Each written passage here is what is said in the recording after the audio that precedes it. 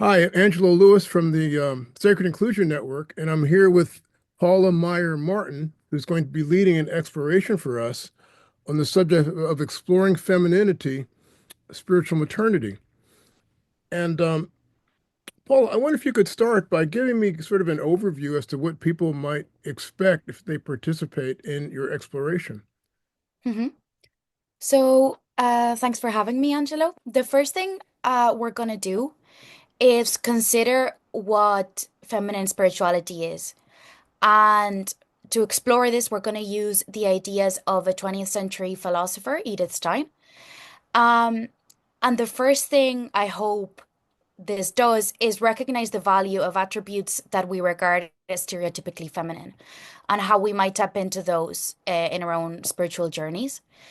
And then as a part of this, Stein argues that the sexes are equal, but that the sexed body engenders attitudes, certain attitudes, certain dispositions. And for Stein, in woman's case, this is a tendency to gravitate towards the concrete and the personal, to a beautiful flower, to another person. And those are the places where we most easily encounter the divine, in Stein's view.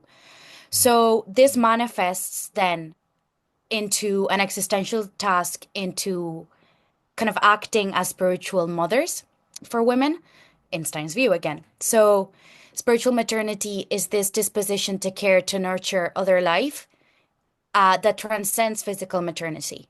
Like, of course, it's related to it. It can be a part of it, but it doesn't have to be. And then we're going to bring these two things into experience, into our own experiences through the community of philosophical inquiry, which is a method of communal philosophical dialogue. Good. We're going to get into that a little bit later, but I wonder, maybe you could tell me a little bit about yourself, Paula, and how you came to this subject, which has been consuming you because you've been, writing about it and studying it, and it's a very sort of a niche subject from my view. So I'm just curious as to how you came to this. Yeah, so my thesis right now, I'm in the third year of my PhD. So I have a year to go in Ireland. And my broader thesis is about development narratives. So these are within my corpus, novels mostly written between the two world wars. They're not really studies in the universities at the minute because they're very popular. They were very popular. They're not that popular anymore. So in my view, these would have kind of informed how women thought about their own development to a greater degree than some of the classics that we study. So in order to kind of think about this idea of women's development, I use the work of Edith Stein.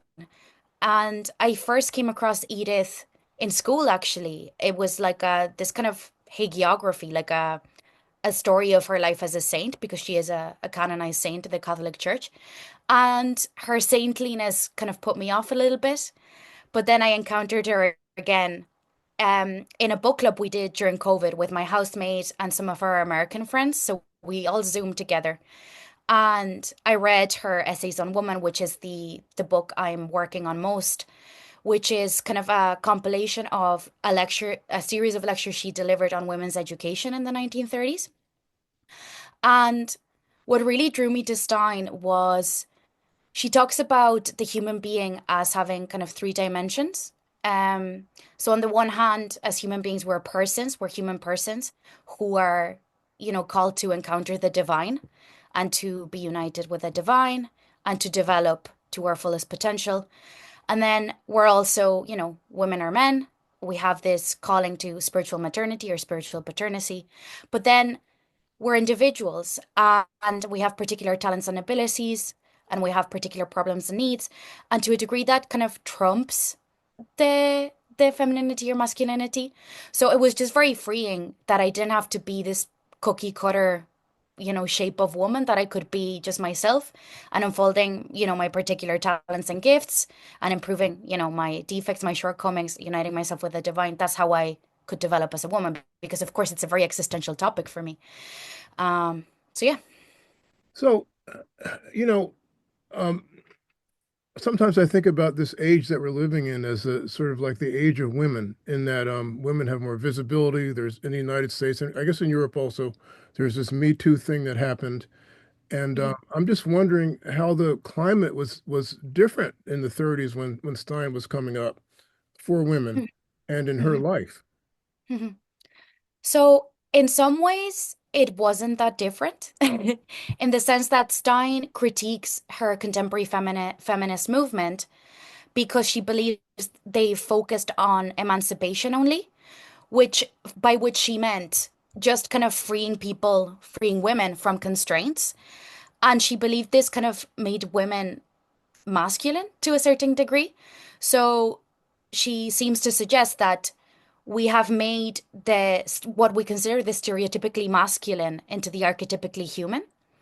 So basically, that to succeed as a human being, you had to be more like a man than like a woman. So she talks about the liberalism of her age, the individualism and the idealism of the contemporary feminist movement, by which she means again this focus on rights and rights that compete with other people's rights and duties, and then this kind of will to power, this individualism where relationality is not prioritized, community is not prioritized, but the individual's progress is prioritized, when in her view we develop through each other, with each other, in an intersubjective manner. And then this idealism, by which she means, we've become very disembodied. And I think this still applies today, both, across society, men and women. We don't really make spaces for mothers, even if it is to a certain degree the age of woman, as you say. But it's a very masculine woman that we laud.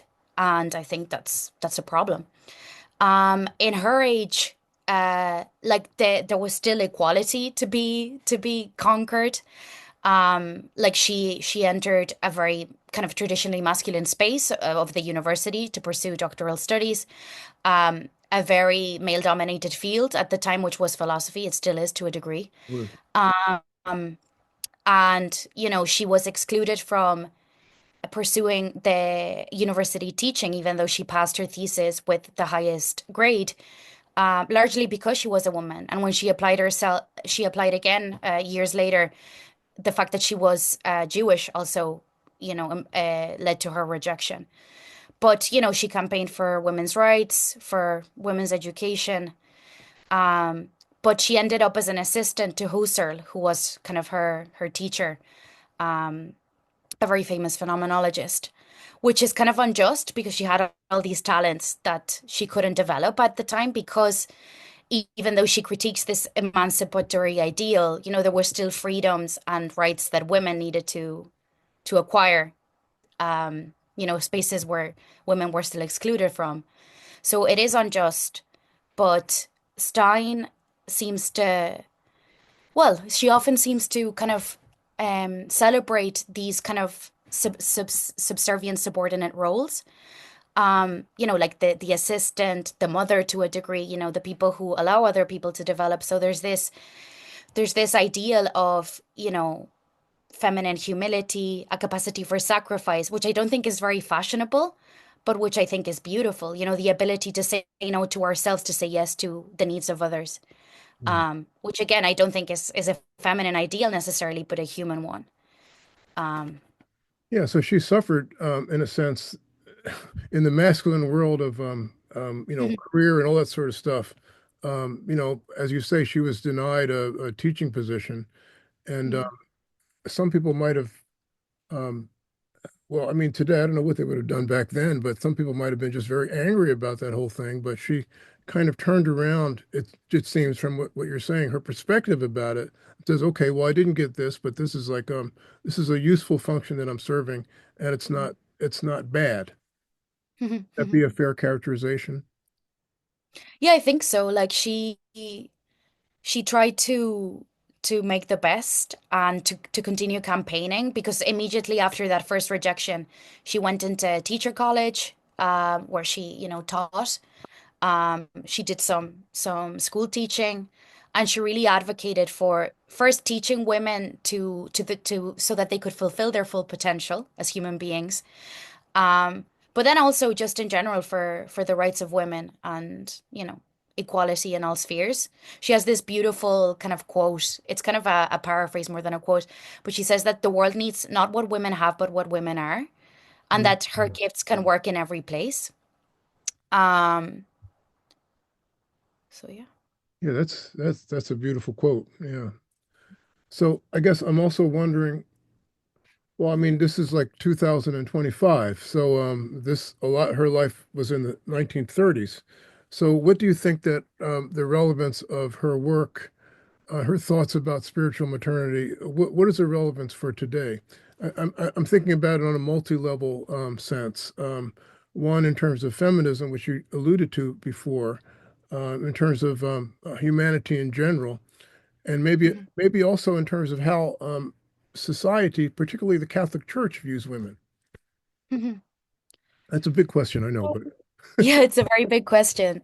So, in terms of feminism, so the feminism we have right now is primarily neoliberal. And there's also a post-feminism, like a sense that we've achieved all we need to achieve in terms of, gender equality, which I don't agree with for many reasons. And then, this neoliberal feminism, which kind of holds to the criticisms that Stein leveled against the feminism of our time. So the fact that, we have a disembodiment, we sacrifice our body to work in very many ways because, neoliberalism is kind of inescapably tied to capitalism and to economic profit. So we kind of deny our body. We are very divorced from our body. We live in a very transhuman society where, the our relationship with our body is like it's very Cartesian, it's very dualistic. It's our body is an instrument that we use to certain ends. Um, there's also, this individualism. We have a loneliness crisis, according to, very many social critics. We have a care crisis. Um, and then, of course, this neoliberalism, this sense that my own desires are competing with everyone else's, both economically but also, socially. Um,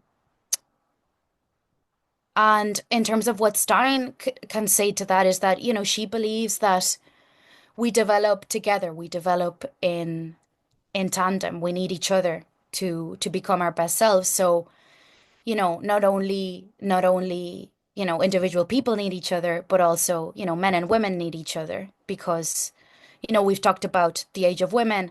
And I do think that, increasingly data is coming out that, the people that are suffering are men, higher rates of suicide, um, you know, very many things, it's still primarily men that fight wars. Um, so, we also we basically we need to learn from each other. We need to learn from each other, and I think Stein makes that very obvious. I do think we need to recover some of the central kind of tenets of our philosophy and this sense of, spiritual maternity and of this feminine spirituality, the attention to the personal, to other people, which becomes, a care and a nurturing for the other, as opposed to my will is limited by the will of others, kind of learning to sacrifice, relationality, embodiment, all these kind of antidotes to the problems that Stein identified and that still stand. In terms of the role of women within the church, I think Stein believed in kind of complementarity in the sense that, we see these kind of power structures within the church, looking at it from a postmodern, post-structural perspective. And what Stein would say is that, we might see the priests as having more power, um, but she would say that, women hold different kinds of power and that the fact that they're different doesn't mean they're unequal. I would say that still stands for the church today. Of course, women have a bigger roles in the church, thank God. But uh, in general, as Stein would say that complementary roles do not mean in unequal roles. One of the things that fascinates me, talking to you a little bit about this woman was a nun, and yet Yeah. she had a big emphasis in her work on the body. When I think Mhm. of nuns, I think of people that have made a decision to some extent, to disassociate from the needs of the body in subservience to the, I guess, the mission of being a nun. So I wonder if you Mhm. could speak to that a little bit, and maybe speak to how she centralized the body in her work, and So what is her relationship with her as a nun? Maybe not. Maybe she's just simply an intellectual thinking about these things. she is very much an intellectual thinking about these things. But from the beginning of her philosophical kind of journey, when she starts working on the problem of empathy, that's her thesis, with phenomenologist Edmund Husserl, um, she examines the experience of empathy as an embodied experience. So it's a sensual experience of the other that we have that is the beginning of empathy. And this is kind of a simplification. I mean, the account is very, very complex.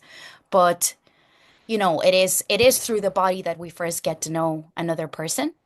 And, for a nun, it is through the body that she knows other people. And in Stein's account in Catholic theology, the the image of God is in the other person. So if I'm not empathizing properly, if I'm not getting to know the other, and for Stein, that doesn't mean like a kind of a possession of the other as an epistemic kind of object, but there's always a separation. There's always the sense that I can never get to know you fully. I need to keep reiterating that process of empathy. I need to talk to you to a degree. I need to, because often, as we know, we project. We don't really we don't really empathize in Stein's sense. We don't really know, but we just think we know. And it's only by being humble and, reiterating that process of empathy that we get to know the other person. In terms of kind of the nun denying the body, I think like this is not really Stein, this is the theology of the body, but basically that would contend that it's a sublimation. It's a in so in Catholic theology, the sexual act is a means of accessing the divine. So by bypassing this sexual act and becoming directly united with God, the nun's body is it's God's directly. So body and soul, the nun unites herself to God, as does the priest and, all celibates within the church. Okay, that's fair. Mhm. Things she talks about, and I'm wondering what this means for men and women. She talks about engaging the feminine genius. So Mhm. what does that mean? And how can a man access it? Yeah.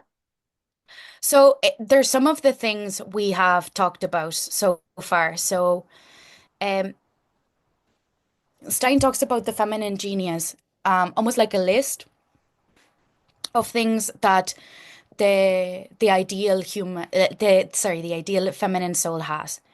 So she talks about openness and expansiveness. She talks about warmth. She talks about quietude. So in terms of this openness and expansiveness, this warmth, it's this ability to be able to receive another, to have room for another person, to know, to not be self-consumed. And then that warmth, so that, she really emphasizes the role of the affects in the spiritual life, in the intellectual life, in the moral life, the important role that emotions play in our life, which is, so often neglected. She also talks about quietude because we also shouldn't let those emotions and the outer experiences in our life take over too much. We need to remain quiet to a certain degree to hold on to our peace. Same with clarity. I feel like often intellectually we can become clouded by many things, but if we remain present, we're better able to tend to others and to ourselves, of course. She also talks about the soul being empty of itself, which I think this is kind of interpretation, but I think it might mean, again, just kind of not letting the ego govern completely. Self-contained, I think, might mean, again, not depending too much on another. So Stein talks about, of course, individuals, as I keep saying, being intrinsically interdependent, but that we should only depend wholly, sorry, on God, because, a creature can't really fulfill us. So we should remain self-contained in that sense and contained in the divine.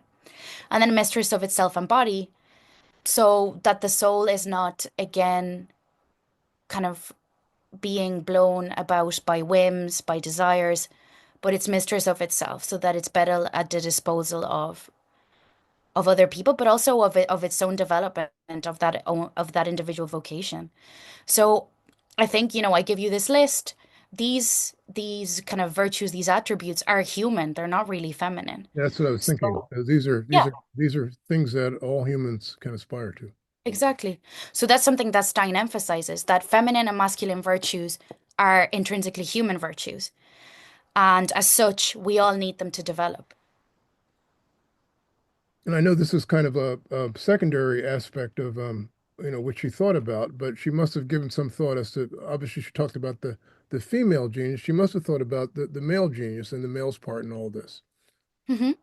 So, when we talk about spiritual maternity in Stein's thought, she often implies and sometimes directly mentions spiritual paternity. So Stein sometimes gets grief because people say that she upholds traditional gender roles. But again, when she talks about spiritual maternity, which is, this assistance lent to all creatures to lead them to perfection. That's what she says. Um, she also talks about spiritual paternity, which is kind of this care, this nurture of the other, this helping other people develop and encounter the divine and, flourish. That's kind of bloom. That's kind of the kind of verbs that Stein uses. So unfold. Um, and this kind of care and attention to other people is a human vocation again. And this is evident in Stein's thought. So of course, the masculine genius is a little bit different, and there's books now written about it. Stein doesn't really write an account of it as such, but she does have kind of certain characteristics of masculinity, like she has a femininity. So she talks about the attention to the concrete and the personal in femininity, for instance, and in masculinity. She says that there's the tendency to a one-sided development, kind of to focus on one area, usually professional, she seems to imply, to the detriment of others. So she contends that, they need the femininity, the feminine genius to kind of become more whole, to integrate all powers, all faculties. So there's the one-sided development, and then there's the kind of a tendency to gravitate towards the objective, while women gravitate towards the subjective in Stein's account. So in this sense, they need each other. Women need the objectivity of masculinity, men need the subjectivity of femininity. So we're going to be exploring Stein's ideas and how her relevance to our time when we get together. But the second part of it is this thing that you call, what is it? The philosophical inquiry. And I Yeah. wonder what that is and what that looks like and what we might do with it. Yeah, so the community of philosophical inquiry is a method of kind of communal inquiry in philosophy that comes from actually a pedagogical system methodology framework called Philosophy for Children. So this was developed by Matthew Lipman and then by Margaret Sharp, kind of based on Dewey's idea that we need to kind of make learning and experience seamless in a certain degree, that we need to integrate learning and experience. So in the CPI method, the community of philosophical inquiry, it's a community of dialogue. So it kind of really resonates with Stein's ideas, in the sense that, all perspectives are valid and welcome because every single member of the community is seen as inherently valuable. So, it promotes democracy. This is what the research says. And like the central focus is not what to think, but how to think. So if we ask a question in the community, we're not really trying to, I mean, of course we're trying to find an answer within the community, but we're also trying to learn to think better. So I want our focus to be for this to kind of embody what Margaret Sharp calls in particular a caring thinking, which again has a lot to do with with Stein's philosophy. So cultivating the dispositions in ourselves um, of care, so recognizing the value of others and their perspectives, striving to prioritize empathy in Stein's account, as well as, the role of emotions in reasoning. Um, and in uncovering, the values that we have, because this is something that Sharp and Stein say, which is that, what we feel shows us what matter to us. And that's very important in the community of philosophical inquiry, which leads us to, yeah, to formulating, norms for our behavior and then hopefully to acting. So these are kind of some characteristics of caring thinking. And hopefully we'll become more caring thinkers, we'll become we'll kind of embody a solid community, and then hopefully, become more reasonable, learn to self-correct, which is something that's central to the CPI methodology, where we learn to that we can change our opinion, that it's okay to change our opinion, and that it's good to change our opinion when we encounter other people. And that's part of kind of Stein's humility in a way, that ability to be like, oh, I can learn from other people. I can sometimes sacrifice myself for other people. Mm. Is there anything else I mean, I'm sure this woman has a tremendous corpus, but I don't want to leave anything out that you think is important for people to understand. Is there anything else you want to add that I haven't addressed? Mm, let me think about it. Mm. I can see the wheels turning. Well, I think, we're talking about femininity a lot, but one thing I love about Stein is that she does not idealize womanhood, which I think is a tendency as well of neoliberal feminism, is like, oh, women are perfect, women are commodities. Within neoliberal feminism, which is actually horrible when you stop to think about it. I mean, I'm grossly oversimplifying, but we sometimes tend to idealize women as if, we're morally perfect. And when we talk about, the ethics of care, it's like, oh, there seems to be a certain blamelessness. But she always insists that potentialities, like human potential, needs to be actualized. It's not there. So of course we have the capacity for being good, but it's a capacity. It's not an actuality unless we develop it. So the feminine values that we've been talking about, the proneness to attend to other people, it can degenerate as well as develop in Stein's account. So they need to be brought to fruition.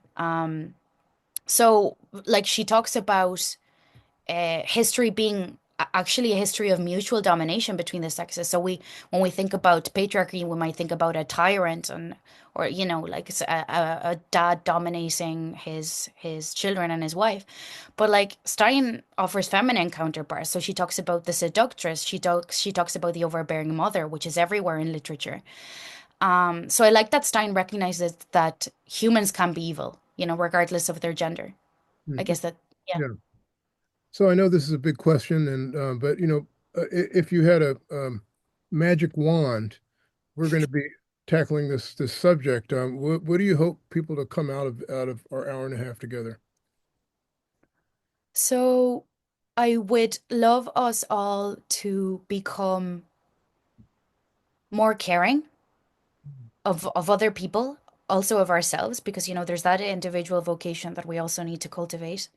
Um, and in theory and practice, just learning to maybe rethink and valorize, what is stereotypically feminine, to attend to other people, to care for other people and for ourselves, as I said. And then kind of like the bulk of the exploration will be an attempt to create a space for critical but caring dialogue, which I think is essential in the society we live in, which is so polarized, and where opposing viewpoints don't listen to each other and don't see each other as human often. And that relates to men and women as opposed to all the political dynamics that are going on. Mhm. Like we don't listen to one another as well as we could be. Yeah. Yeah, yeah, yeah. Well, I'm certainly looking forward to it. Let me just remind the people that this thing is happening that we're talking about. We're calling this exploring feminine spirituality, sacred spiritual maternity, not sacred, spiritual maternity. Mhm. Boy, I messed that up. in any event, it's going to be on the 22nd of this month, which is March, at 11 Eastern Standard Time. I believe that is 4 p.m. In the UK. In any Mhm. event, I hope you'll attend. And Paula, thank you so much for being my guest. And I'm really looking forward to your exploration. Me too, Angela. Thanks for having me.